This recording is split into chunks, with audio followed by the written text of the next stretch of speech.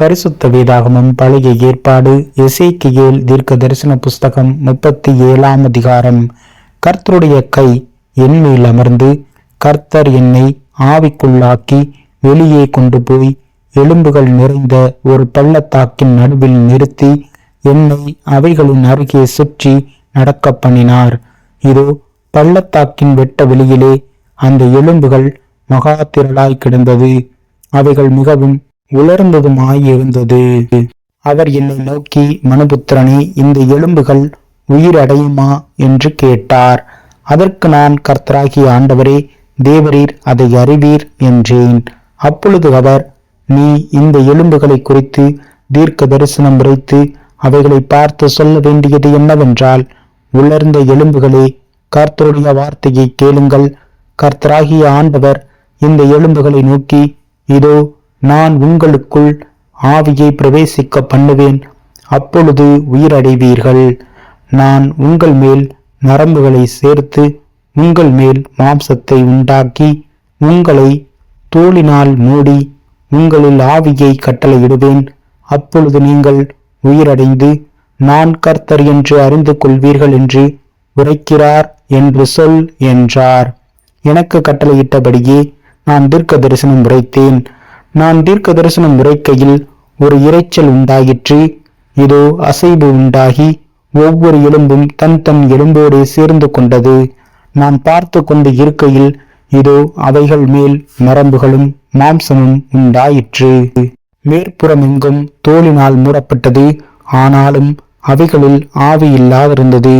அப்பொழுது அவர் என்னை பார்த்து, நீ ஆவியை நோக்கி தீர்க்க தரிசனம் உரை.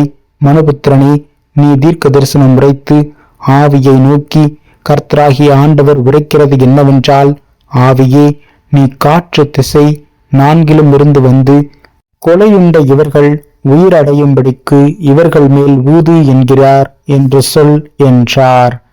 எனக்கு கற்பிக்கப்பட்டபடி நான் தீர்க்க தரிசனம் உரைத்தேன். அப்பொழுது ஆவி அவர்களுக்குள் பிரவேசிக்க அவர்கள் உயிரடைந்து காலூன்றி மகா பெரிய சேனையாய் நின்றார்கள். அப்பொழுது அவர் என்னை நோக்கி, மனுபுத்திரனே, இந்த எலும்புகள் இஸ்ரவேல் வம்சத்தார் அனைவருமே.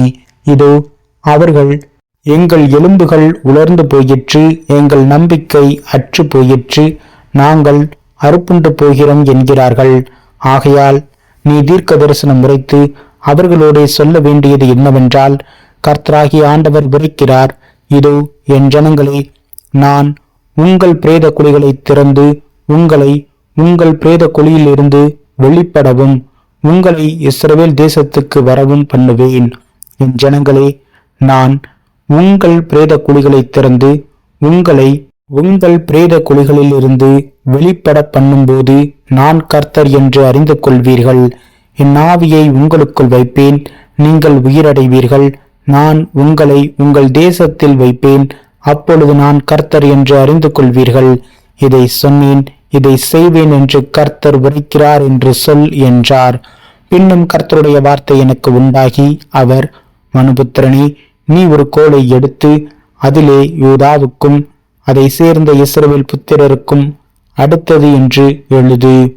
பின்பு வேறொரு கோலை எடுத்து அதிலே எப்பிராயிமுக்கும் அதை சேர்ந்த இஸ்ரவேல் வம்சத்தார் அனைவருக்கும் அடுத்த யோசேப்பின் கோல் என்று எழுதி அவைகளை ஒரு கோளாகும்படி ஒன்றோடொன்று இசையச் செய். அவைகள் உன் கையில் ஒன்றாகும். இவைகளின் பொருள் இன்னதென்று எங்களுக்கு அறிவிக்க மாட்டீரோ என்று உன் ஜனத்தின் புத்திரர் உன்னிடத்தில் கேட்டால், நீ அவர்களை நோக்கி, கர்த்தராகிய ஆண்டவர் உரைக்கிறது என்னவென்றால், இதோ எப்பிராயிமுக்கும் அதை சேர்ந்த இஸ்ரவேல் கோத்திரங்களுக்கும் அடுத்த யோசேப்பின் கோலை எடுத்து அதை யூதாவின் கோலோடு சேர்த்து அவைகளை ஒரே கோலாக்குவேன், அவைகள் என் கையில் ஒன்றாகும் என்கிறார் என்று சொல். சொல்லும்போது நீ எழுதின கோல்கள் அவர்களுடைய கண்களுக்கு முன்பாக உன் கையில் இருக்க வேண்டும். நீ அவர்களை நோக்கி, கர்த்தராகிய ஆண்டவர் உரைக்கிறது என்னவென்றால், இதோ நான் இஸ்ரவேல் வம்சத்தாரை அவர்கள் போயிருக்கும் ஜாதிகளிடத்திலிருந்து அழைத்து சுற்றிலும் இருந்து அவர்களை சேர்த்து அவர்களை அவர்கள் சுய தேசத்திலே வரப்பண்ணி அவர்களை இஸ்ரவேலின் மலைகளாகிய தேசத்திலே ஒரே ஜாதியாக்குவேன். ஒரே ராஜா அவர்கள் எல்லாருக்கும் ராஜாவாக இருப்பார். அவர்கள் இனி 2 ஜாதிகளாக இருப்பதில்லை. அவர்கள் இனி 2 ராஜ்யங்களாக பிரிவதும் இல்லை. அவர்கள் இனி தங்கள் நரகலான விக்கிரகங்களினாலும் தங்கள் அருவருப்புகளினாலும் தங்களுடைய சகல மீறுதல்களினாலும் தங்களை தீட்டுப்படுத்துவதும் இல்லை. அவர்கள் குடியிருந்து பாவம் செய்த எல்லா இடங்களிலும் இருந்தும் நான் அவர்களை நீங்களாக்கி ரட்சித்து அவர்களை சுத்தம் பண்ணுவேன். அப்பொழுது அவர்கள் என் ஜனமாயிருப்பார்கள், நான் அவர்கள் தேவனாயிருப்பேன். என் தாசனாகிய தாவீது என்பவர் அவர்கள் மேல் ராஜாவாக இருப்பார். அவர்கள் எல்லாருக்கும் ஒரே மேய்ப்பர் இருப்பார். அப்பொழுது அவர்கள் என் நியாயங்களில் நடந்து என் கட்டளைகளை கைக்கொண்டு அவைகளின்படியே செய்து நான் என் தாசனாகிய யாக்கோபுக்கு கொடுத்ததும் உங்கள் பிதாக்கள் குடியிருந்ததுமான தேசத்திலே குடியிருப்பார்கள்.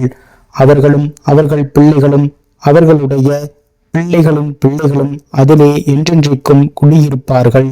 என் தாசனாகிய தாவீது என்பவர் என்றென்றைக்கும் அவர்களுக்கு அதிபதியாயிருப்பார். நான் அவர்களோடு சமாதான உடன்படிக்கை செய்வேன். அது அவர்களுக்கு நித்திய உடன்படிக்கையாயிருக்கும். நான் அவர்களை நிலைப்படுத்தி அவர்களை வர்த்திக்க பண்ணி அவர்கள் நடுவிலே என் பரிசுத்த ஸ்தலத்தை என்றென்றைக்கும் ஸ்தாபிப்பேன். என் வாசஸ்தலம் அவர்களிடத்தில் இருக்கும். நான் அவர்கள் தேவனாயிருப்பேன், அவர்கள் என் ஜனமாயிருப்பார்கள். அப்படியே என் பரிசுத்த ஸ்தலம் அவர்கள் நடுவிலே என்றென்றைக்கும் இருக்கும்போது நான் இஸ்ரவேலை பரிசுத்தம் பண்ணுகிற கர்த்தர் என்று ஜாதிகள் அறிந்து கொள்வார்கள் என்கிறார் என்று சொல் என்றார்.